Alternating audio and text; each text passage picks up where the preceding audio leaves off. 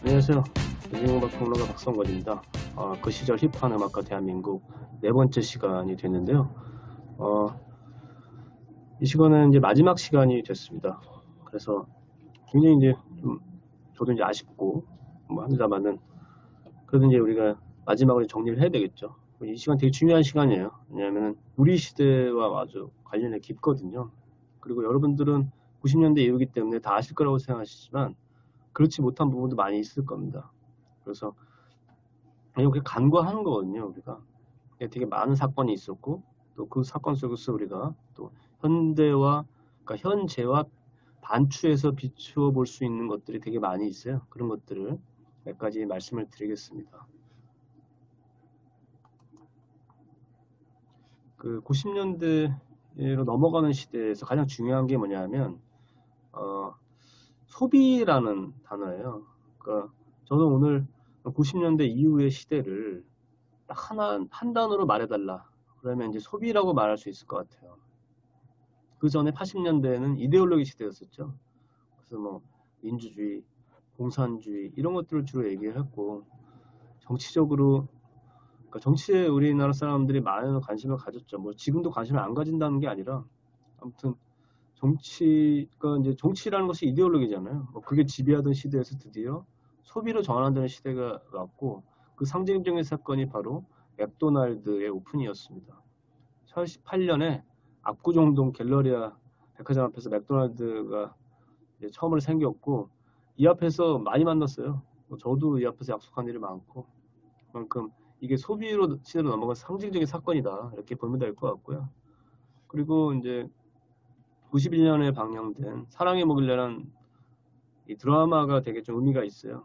왜냐하면 그 가부장적인 그 이순재 씨가 당시에 이제 이병호라는 인물로 이제 나오게 되는데 그 집안에 며느리 하이라 씨가 들어와서 벌어진 일이죠. 그러니까 옛날에 이제 대발이가 이제 최민수 씨가 역할을 했었는데 그 대발이네 집에서 과거는 이제 한 세대가 두 세대가 다 살았잖아요. 그래서 뭐 할아버지, 할머니, 아들, 딸까지 할아버지 하면 아들, 딸, 애도 손자까지 다 살았는데 그런 대가족 시절에 자유분방한 며느리가 들어온 이야기가 중요한 건 비슷했다는 거예요. 크게 사랑을 받았다. 방영 시청률이 95.6%였거든요. 결국은 사람들이 이거에 대해서 관심이 많고 핵가족화되는 과정 속에서 갈등을 겪고 있다는 것을 이 드라마의 인기에서 이제 알 수 있었습니다. 그러니까 지금 결혼하면 다 나가 살잖아요. 근데 그렇게 된 지가 얼마 안 됐다는 것이죠. 90년대 초반에 이 진통이 있었어요. 거의 10년 동안 진통 속에서 결국에는 나가서 살고 떨어져 살고 핵가족화 사는 것이 이제 당연시 됐고 근데 결국은 그렇게 좋은 거긴 한데 그게 결국은 노인들을 이제 방치하는 그런 문제로 좀 비화되잖아요. 그래서 노년에 어떻게 해야 되는가에 대해서 우리가 이제 생각하게 됐고 지금은 아무 얘기나 쉽게 할 수 있는 시대인가요? 네, 그렇다고 볼 수 있겠죠. 근데 91년까지만 해도 안 그랬습니다. 이 유명한 사건이죠. 연세대학교 국문과교수 마강수 교수가 즐거운 살아라는 책을 썼는데 이게 외설적인 내용이 조금 들어가요. 근데 이 마강수 교수가 강의하는 도중에 끌고 나와가지고 바로 구속시켰죠. 참 엄청난 일인데 이제 우리가 아직도 어떤 자유로운 발언, 자유에 대해서 제한하는 것처럼 당연시하는 시절이었다. 라는 것이었습니다.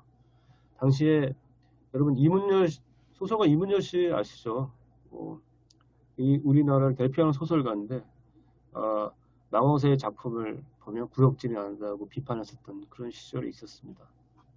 그러니까 우리가 지금은 당연히 아닐 수도 있고 뭐 모르죠. 이제 그 시절에는 우리도 그렇게 보수적인 생각을 견지하고 있었다는 거예요. 그리고 X세대 얘기 잠깐 드리겠는데요. 여러분들 X세대가 90년대 초반에 나와서 세상이 급변했죠. 그 내용이 뭐냐면 80년대까지만 해도 우리 순종적인 것이 미덕이었어요. 그 왜 그랬냐면 유교주의 철학이 우리나라를 지배했었잖아요. 지금도 마찬가지죠. 하지만 그때는 더 심했기 때문에 학생들은 야 공부나 해. 그러면 그 공부 조용히 공부나 하고 자신의 주장을 막 얘기하면 야 이 버릇없는 놈 이렇게 얘기하는 시절이었는데 90년대 바뀌기 시작했어요. 오히려 자기 주장이 명확한 게 참 오히려 이게 대우받는 그게 당연시 되는 그 시대가 됐는데 이 재미난 거는 그 X세대가 엄청나게 인기가 있게 된 계기가 화장품 때문이었어요. 더블 X라는 화장품인데 그 광고 모델이 이병헌 씨랑 김원준 씨가 있거든요. 이 화장품 비슷하고 또 X세대가 더욱더 좀 이렇게 회자되는 시대가 됐었습니다. 이렇게 카세트 기억나시죠? 마이 마이 요요 이런 것들이 개인이 음악을 듣는 시대가 됐다는 것, 개인주의 시대가 도래했다는 사실을 이런 어떤 카세트를 보면서 알 수 있는 거고요. 소비 시대가 있다 보니까 드디어 이제 그 소비를 과시하는 사람들도 늘어났겠죠. 압구정동에 그런 일이 많았고, 압구정동이 그 대표적인 어떤 장소였었어요.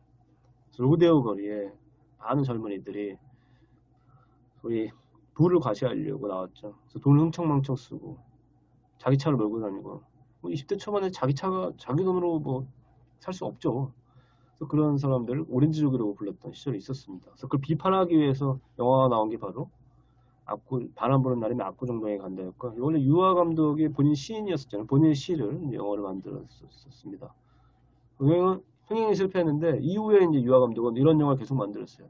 당시 사회를 비꼬고 그 사회를 다시 평가해보는 영화 말죽거리 잘못어 지금 강남에는 뭐 고등학교 이야기죠. 거기에 나왔던 비리 이야기 그리고 그다음에 또 비열한 거리 이런 영화를 만들었었습니다. 그리고 질투 기억하죠? 질투. 빰빠바밤 네, 드디어 트렌디 드라마가 나오기 시작했어요.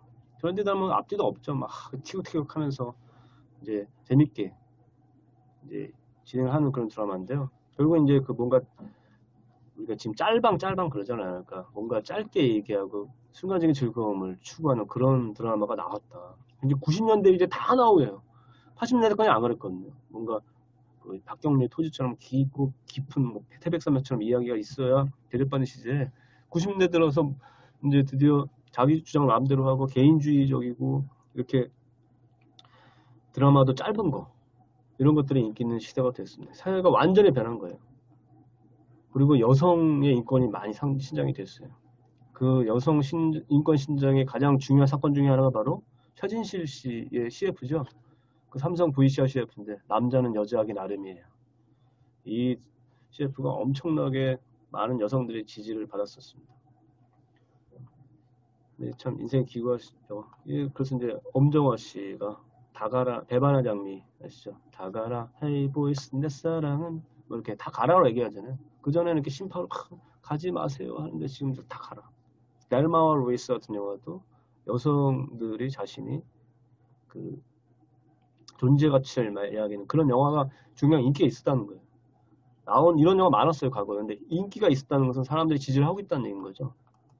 모두한테 인기 있었던 이유가 있는 겁니다. 아들과 딸도 그렇고요. 이제 이란성 쌍둥이 최수정과 희애, 김희애, 귀남이 후남이 이야기죠. 과거에서 귀남이 후남이 귀하다 후하다 그러니까 예? 후지다 이런 이야기 이름도 그렇게 지었고 이런 시절이 있었어요. 그게 얼마 안 됐다라는 것이죠. 그리고 이제 서태지와 아이들 얘기를 안 할 수가 없을 것 같습니다. 서태지와 아이들의 인기 중에서 가장 중요한 거는 그 지난 시간에 행복은 성적순이 아니잖아요 말씀드렸잖아요. 그때 그러니까 너무 입시 위주의 교육이 심했던 거예요. 근데 서태지와 아이들이 이제 랩 음악하고 댄스 뮤직을 해서 막 10대 청소년들이 좋아했는데 중요한 건 이 세 분이 다 제가 알기로는 고등학교 중퇴예요. 그러니까 제도권 교육을 안 받은 사람들이 스타가 돼서 큰 돈을 벌었고 인기가 있었잖아요. 당연히 추종할 수밖에 없죠. 그런 시대가 온 거예요. 서태지와 아이들의 인기의 핵심은 거기서 좀 찾아볼 수가 있어요. 이유를. 그래서 꼭 제도권에서 공부를 해야만이 되는 것은 아니다. 인생의 즐거운 것도 아니고 행복한 것도 아니다라는 것을 이 시절에 이분들이 뭐 그걸 생각하고 만들었겠어요. 그건 아니죠. 그냥 만들었는데 그렇게 세상은 또 우리가 이제 인기 이유는 또 그렇게 찾아볼 수 있는 거예요. 해석해 볼 수 있는 거죠. 실제로 그랬고. 그래서 사실 그때 당시에 서태지와 아이들 때문에 학교 관두겠다는 애들이 너무 많이 나왔어요. 그래가지고 그 서태지 아이들이 그 당시 주병진 쇼에 나와가지고 여러분 저희들이 학교 안 다녔다고 여러분의 학교도 그만두지 마세요라고 말까지 했었습니다. 네. 그리고 또 그 제가 이 얘기 몇 가지 드리고 이제 마무리할 텐데 요새 제가 제일 많이 듣는 질문이 방탄소년단의 인기 이유는 뭐냐는 거예요. 도대체 K-팝이 어쩌다 이렇게 세계적으로 히트하게 됐는가? 그 이유를 이제 말씀드리려고 하는데요. 서태지 아이들이 나오고 나서 이제 팬덤 문화가 이제 나타나기 시작했죠. 이제 드러나긴 있었어요. 그전에도 있었죠. 나훈아 팬, 남진 팬도 전국 지부도 있고 있었어요. 근데 드러나지 않았는데 드디어 이제 10대가 X세대가 나오고 자신의 생각을 의도적으로 드러내는 게 오히려 이제 미덕인 시대가 돼서 마음대로 그렇게 개인주의적이고 자기 생각을 말하고 그래서 그 취향이 비슷한 사람이 이렇게 모여가지고 강력한 힘을 발휘하는 게 팬덤이거든요. 근데 그럼 팬덤이 누가 제일 세냐, 누가 그런 걸 발휘하려고 노력하느냐. 10대 여성들이 주로 그런데 특히 뉴키즈 언더 블록이 국내에 내한 공연할 때 여고생 한 명이 사망하거든요. 그러니까 확실히 그 여성의 힘이 강하다는 것, 10대 여성 추종자들의 힘이 강하다는 것을 알았어요. 거기에 자신의 음악적 역량을 도입한 분이 이수만 씨였습니다. 그래서 이수만, 방시혁, 윤일성 씨의 예를 이제 들으면서 마무리 해볼 텐데요. BTS의 인기 이유 한번 얘기를 해볼게요. 이게 이유를 한번 생각해 볼 만합니다. 이거 중요해요. 이수만 씨, 방시혁 씨 뛰어나서 그분들이 SM 엔터테인먼트, BTS 만들었나요? 맞죠? 뛰어나요. 근데 이걸 한번 생각해 보시죠. 이수만 씨가 85년에 이수만 씨가 미국 유학을 갔었어요. 그래서 컴퓨터 엔지니어링 전공하고 85년에 이제 본인 한국에 들어와서 본인 음반 내거든요. 그래서 95년까지 10장의 대략 10장의 음반을 제작했는데요. 그 다 실패했습니다. 딱 하나 현진영과 와와만 조금 좋은 반응을 얻었는데 현진영 씨가 사고를 치는 바람에 그것도 이제 다 파괴하고 뭐 한동준, 뭐 김광진 다 SM 출신이었어요. 그리고 나서 뉴키스 언더 블럭에서 착안해가지고 10대 여성 추종자들이 굉장히 충성도가 깊구나라는 걸 알고 5명의 10대 남성들을 데리고 이제 보이그룹을 만들죠. 그 H.O.T였어요. 마지막으로 이제 끝나면 안 하려고. 근데 제가 말씀드렸죠. 10년 동안 실패했다고. 하나도 제대로 된 게 없어요. 그러니까 이제 이 실패 과정 속에서 보시면 여기 보시죠. 김광진 일집, 한동준 일집 이런 거 다 발로드도 해오고 유영진 일집도 그렇고 여기 메이저는 락이에요. JNJ는 힙합이고 별걸 다 했어요. 여기 이수만 본인은 뉴에이지도 음반 만들었거든요. 이것저것 다 해보고 마지막으로 소위 댄스 뮤직이 되는구나. 10대를 위한 노래를 만들면 되는구나. 그게 10대가 이제 돈이 생긴 거예요. 부모 용돈을 받았어요. 많이 받아요. 그래서 그 돈으로 음반을 살 수 있는 구매 파워가 생긴 거예요. 그것을 착안해서 만든 게 H.O.T. 그게 크게 성공하거든요. 방시혁 씨도 마찬가지예요. 방시혁 씨가 95년에 대비해서 2010년까지 2010년을 기준한 이유는 2010년에 방탄소년단이 데뷔하거든요. 그럼 15년 동안 기간 동안에 총 317곡을 만들어가지고 10곡 히트했어요. 그러니까 방탄소년단을 만든 방시혁 씨도 그렇게 타율이 높은 작곡가가 아니에요.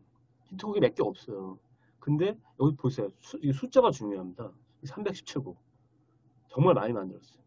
여기서 뭐 히트한 것도 있고 뭐 G.O.D의 Friday Night이랑 뭐 하늘색 풍선, 뭐 박지윤은 난 사랑에 빠졌죠. 백지영이 총 맞은 것처럼 내기의 캔디, 뭐 다비치의 시간아 멈춰라, 2AM의 죽어도 못 보내.